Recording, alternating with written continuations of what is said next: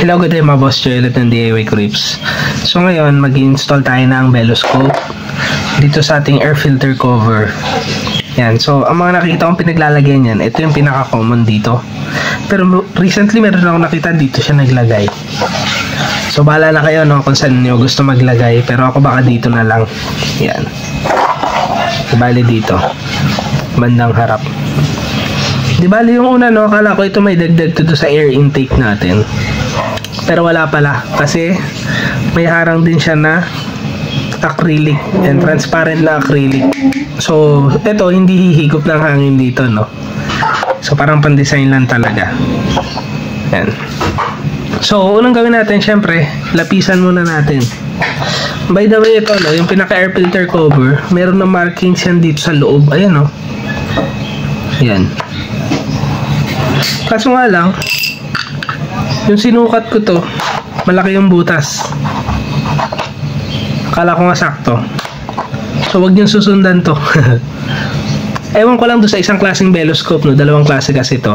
Etong papaganito, tapos yung isa para yung nakalatag mismo doon sa air filter cover. Meron yung isa yung parang nakadikit talaga dito, nakalatag. Yung ganitong Beloscope, ito yung madaling manakaw eh. Kasi may grip sila, ayan o.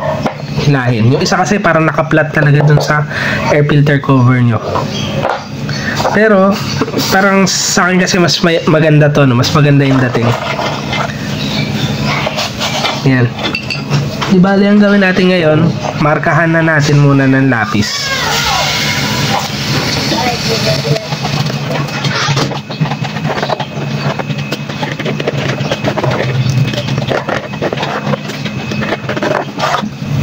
Yan. Di bali may bilog na.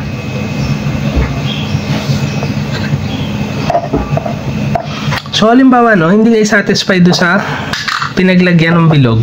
Hanggat di nyo pa naman nabubutas yan, pwede nyo pang bura-burahin, galaw-galawin. Yan. Pero ako okay na ako dyan. Parang maganda naman na siya dyan. Yan no.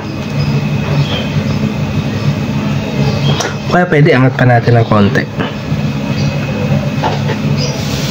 Klipan natin ng konti.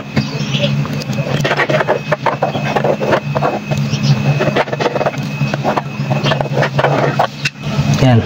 Diba, ito yung tama. Tapos ngayon ano, kung meron kayong tools, mas madali. Pero kung wala, okay lang din naman. Gagawin nyo lang, babarinahin nyo paikot. Pero wag nyo isasagad sa guhit, tapos daanin nyo na lang sa liha. So ang gagawin ko ngayon, ito babarinahan ko muna ng isang malaki sa loob, tapos saka ko gagamitan ng nung tools ko na pang trim, yan, para matrim lang pabilog. So ang gagawin ko ngayon, bubutasan ko na muna to, saka ko ilalagay ito.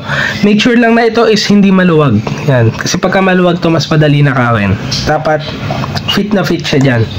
So bubutasan ko na muna to no, tapos tignan natin kung talagang fitted yung magagawa natin. Di bale ito no, nabutas-butasan ko na.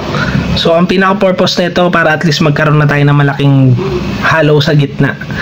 Hindi na ganun karami yung tatabasin natin. So ang gawin nyo, kuha lang kayo ng cutter.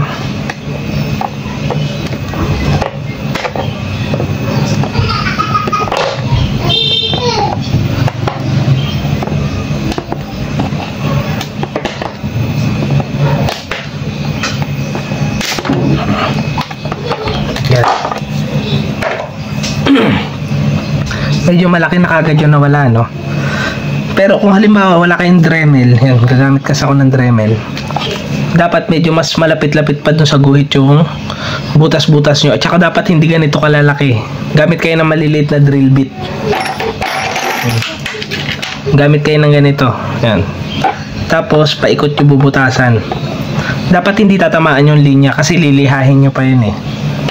Sa akin kasi ang ginagamit ko step up drill or yung cone drill na tinatawag. Yan, ganito. Yan. Ngayon, buksan na natin to.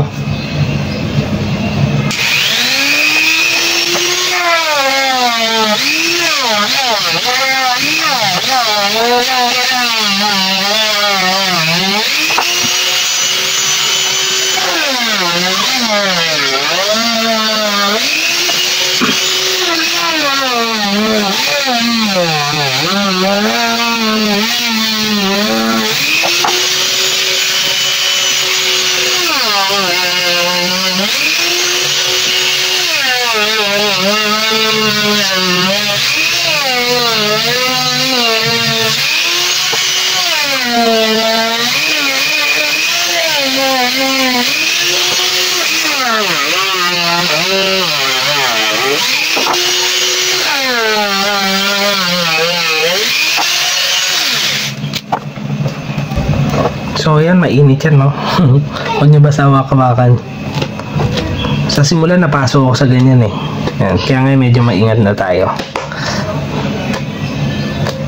Yan. Bale, kung makikita nyo, no, pinalapit ko muna sa guhit. Yan. Ngayon, unti-untiin ko na siya ngayon. Gagamitan ng Dremel. Yan. So hindi ko na mapapakita sa inyo, no, kasi ang hirap mag-Dremel habang nagbibideo. Yan. Eh, isang maling galaw mo lang dyan, baka sumobra, papangit. Kasi itong ano natin is naka-elevate na ganyan.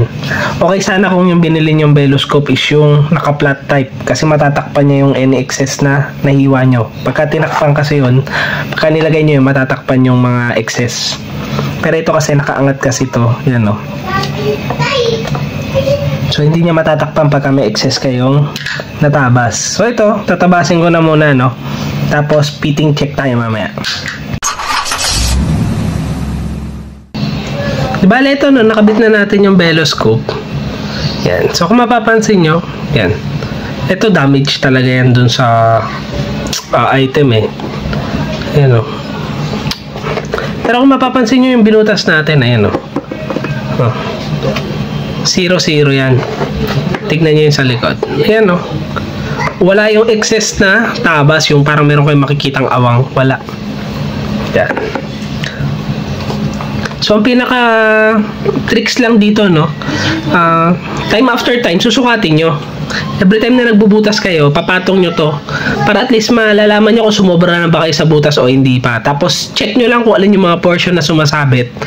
Doon lang kayo magtatabas. Yan, no, 0-0. Yan. O, yan, no. Tapos ngayon, lagyan na natin ng glue. Ito, dagdag protection lang to, itong glue.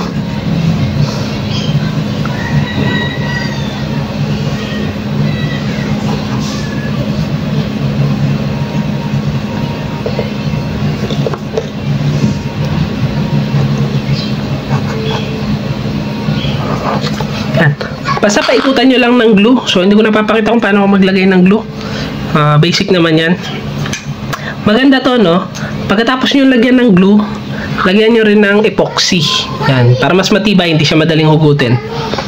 So, tapusin na natin tong video na to, no? Ingat kayong lahat. Ride safe. God bless.